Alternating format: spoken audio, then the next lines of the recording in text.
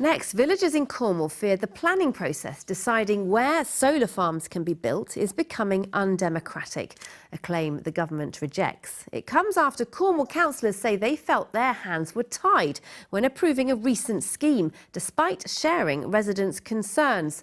Our Cornwall political reporter Seb Noble has more. There's history round here, but it's the future locals are now fearing. Defeated in their fight against plans for a solar farm.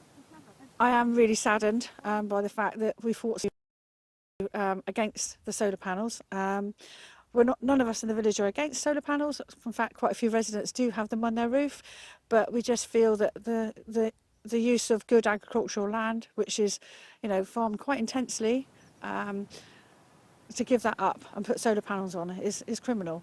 The landowners insist they've reduced how visible it'll be and people can still use footpaths around it. Cornwall councillors reluctantly approved this scheme because they can't use reasons like food security and the impact on the landscape to stop it. There were we as the decision makers who felt our hands were tied. Frustration.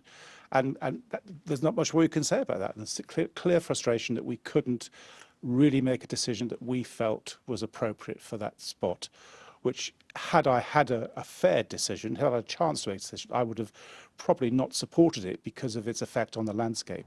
Councils now have less ability to block renewable energy projects, and any they do are more likely to be overturned on appeal.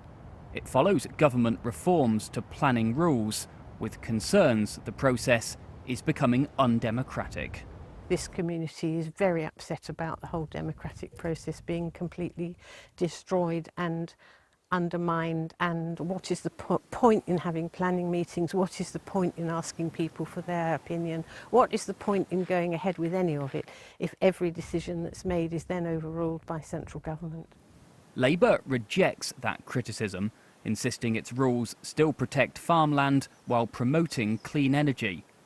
Last month, Cornwall Council deferred ruling on what would be the largest solar farm here to date, with councillors afterwards admitting the threat of losing costly appeals is weighing on them.